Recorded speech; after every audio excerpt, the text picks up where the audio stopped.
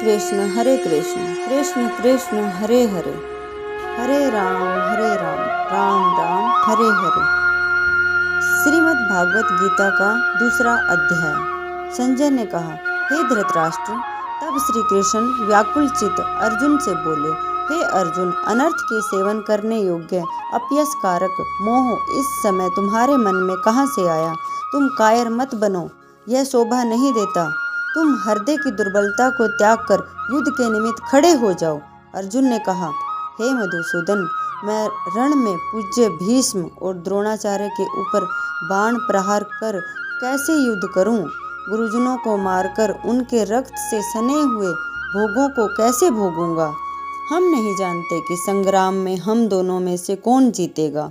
यदि हम जान भी लें तो भी जिनको मार करके हम जीवित रहना नहीं चाहते, वही धृतराष्ट्र के पुत्र हमारे सामने प्रस्तुत हैं।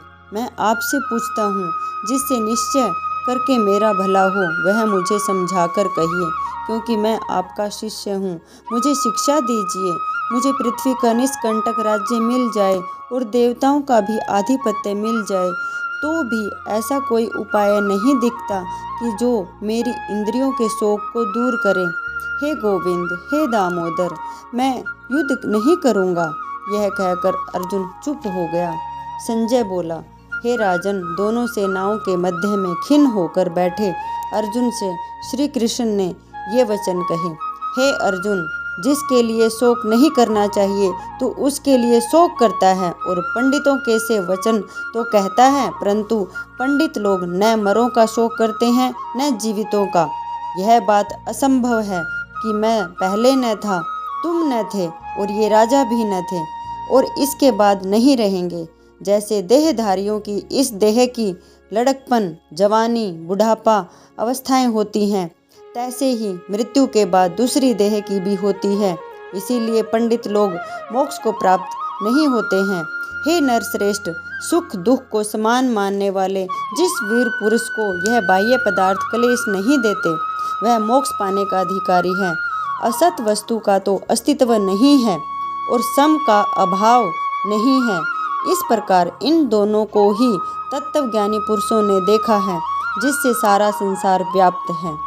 उसको अविनाशी जानो, क्योंकि इस नाश रहित आत्मा का विनाश करने में कोई समर्थ नहीं है। अतएव हे भारत, तुम युद्ध करो। जो पुरुष इस आत्मा को मारने वाला है तथा जो मरने वाला मानते हैं, वे दोनों ही ज्ञानी नहीं हैं, क्योंकि यह आत्मा न मरती है न मारती है। आत्मा न कभी जन्मती है और न कभी मृत्यु को प्राप्त होती है। नष्ट होने पर भी वह नाश को प्राप्त नहीं होती। जो पुरुष इस आत्मा को नित्य, अविनाशी, निर्विकार और अजन्मा जानता है, वह किसी को घात करावेगा और किसी को मारेगा क्या?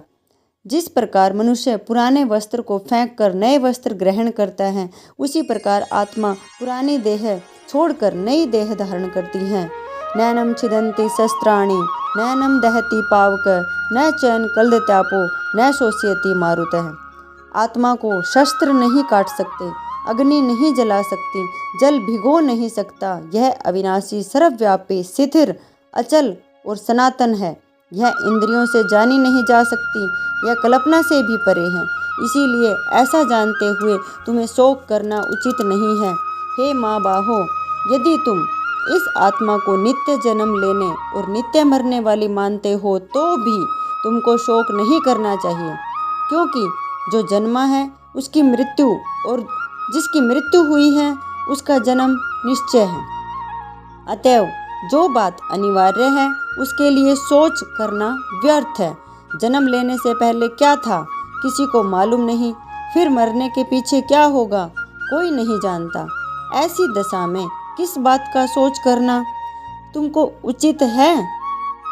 इस कारण सब प्राणियों के विषय में तुमको सोच करना उचित नहीं है। अपने धर्म को भी सोचकर तुमको घबराना उचित नहीं है, क्योंकि क्षत्रिय को धर्म पूर्वक युद्ध से और कुछ भला करने वाला नहीं है। हे पार्थ, बिना इच्छा के किए स्वर्ग का द्वार रूप यह युद्ध तुमको स्वतः प्राप्त हुआ है। यदि तुम अपने धर्म के अनुसार इस संग्राम को न करोगे तो अपना धर्म और बड़ाई खो बैठोगे। सब लोग सदा तुम्हारी अपकीर्ति करेंगे और प्रतिष्ठा वाले पुरुषों के लिए अपयश का होना मृत्यु से भी बढ़कर है। ये महारथी समझेंगे कि अर्जुन डर कर संग्राम से हट गया और अब तक जो लोग तुम्हारा मान करते थे वे अपयश करने लगेंगे। शत्रु लोग तुम्हारे पराक्रम की निंदा करते हुए अनेक प्रकार के दुर्वचन कहेंगे। इससे बढ़कर दुख तुमको और क्या होगा। यदि तुम युद्ध में नष्ट हो गए तो स्वर्ग का सुख भोगोगे और जीतने पर पृथ्वी तल पर राज्य करोगे। इसीलिए युद्ध के निमित्त दृढ़ प्रतिज्ञ होकर के खड़े हो जाओ। सुख दुख, लाभ हानि, जय पराजय, इनको समान समझ करके लड़ने के लिए तैयार हो जाओ। ऐसा करने से तुम पाप को प्राप्त नहीं होगे। हे पार्थ, हे ज्ञानोपदेश ज्ञान योग के विषय में तुझसे कहा गया है। अब निष्काम कर्म योग के विषय में सुन। जिस ज्ञान को पाकर कर्म बंधन से तेरी मुक्ति होगी। कर्म योग मार्ग एक प्रकार प्रारंभ किए हुए कर्म योग मार्ग एक बार प्रारंभ किए बिना कर्म का नाश नहीं होता और विघ्न पड़ने पर भी शुभ फल होता है। और इस कर्म का केवल प्रारंभ ही संसार के भय से छुड़ाकर पूर्ण ब्रह्म प्राप्त कराता है। निश्चय करने वाली बुद्धि इस निष्काम कर्म में एक ही है और कामना वाले पुरुषों की बुद्धि एकाग्र नहीं रहती, उनकी शाखा प्रशाखाएं होती रहें। ऐसी दशा में मनुष्य संदेह में रह जाता है। हे अर्जुन, अज्ञानी उस पुष्पिता वाणी को ही स्वर्ग सुख से बढ़कर कुछ नहीं समझते।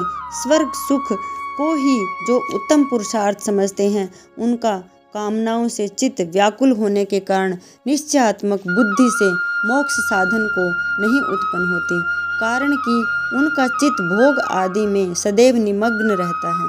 जिन मनुष्यों को चित्त इस प्रकार मोह में लिप्त रहता है और जिनकी आसक्ति भोग विलास और ऐश्वर्य में है, ऐसे पुरुषों के अंतःकरण में निश्चयात्मक बुद्धि नहीं होती है। हे अर्जुन, वेद त्रिगुणात्मक सकाम है, तुम निष्काम हो जाओ।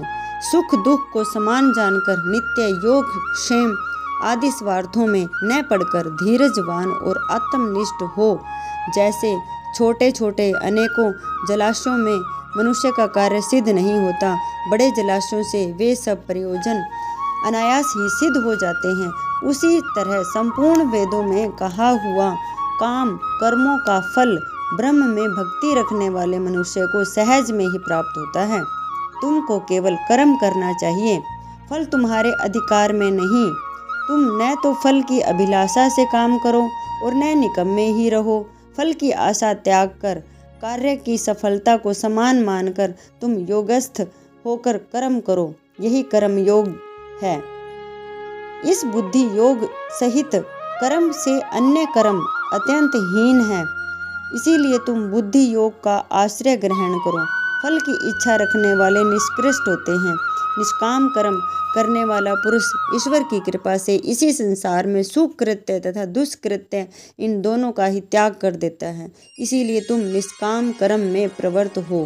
कर्म फल को त्याग कर ही बुद्धि युक्त ज्ञानी पुरुष जन्म बंधन से हटकर मोक्ष को प्राप्त होते हैं। जब तुम्हारी बुद्धि मोहवन के बाहर निकल जाएगी, तब तुम्हारा मन आगे सुनने वाली तथा हुई बातों से विरक्त हो जाएगा। अनेक श्रुति स्मृतियों के वचनों को सुनने से तुम्हारी बुद्धि भ्रमित हो गई है। जिस समय वह निश्चल होकर आत्मा में स्थित होगी, तभी तुमको तत्व ज्ञान प्राप्त होगा। अर्जुन ने पूछा, हे केशव, आत्म स्वरूप में निश्चल बुद्धि वाला किसको कहा है? उसके लक्षण क्या हैं? श्री कृष्ण जी बोले, हे अर्जुन, महापुरुष मन की सब कामनाओं को त्याग देता है और अपने आप ही में प्रसन्न रहता है, उसको निश्चल बुद्धि कहते हैं। दुख में किसके मन को खेद नहीं होता और सुख में किसको आसक्ति नहीं होती, और प्रीति भय क्रोध जिसके जाते रहते हैं, वह महात्मा शिथिर बुद्धि वाला मुनि कहलाता है। जो शुभ पदार्थों प्राप्त होने से हर्ष नहीं करता और अशुभ से अप्रसन्न नहीं होता, उसी को शिथिर बुद्धि जानना चाहिए।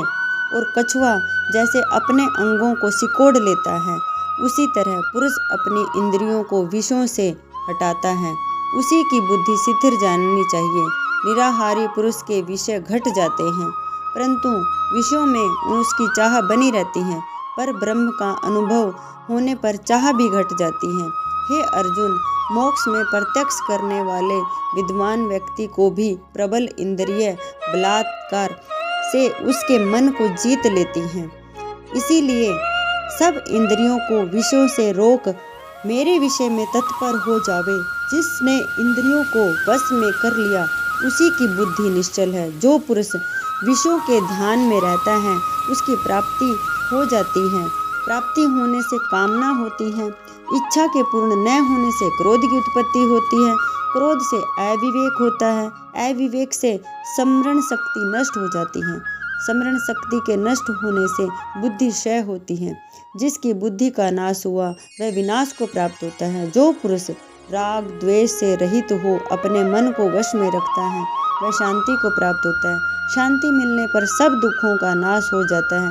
प्रसन्न चित्त वाले की बुद्धि निश्चल होती है। जो पुरुष योग युक्त नहीं है उसकी निश्चल बुद्धि उत्पन्न नहीं होती है। ईश्वर में भावना नहीं होती है। भावना के न होने से शांति प्राप्त नहीं होती। अशांत को सुख कहाँ से मिलेगा?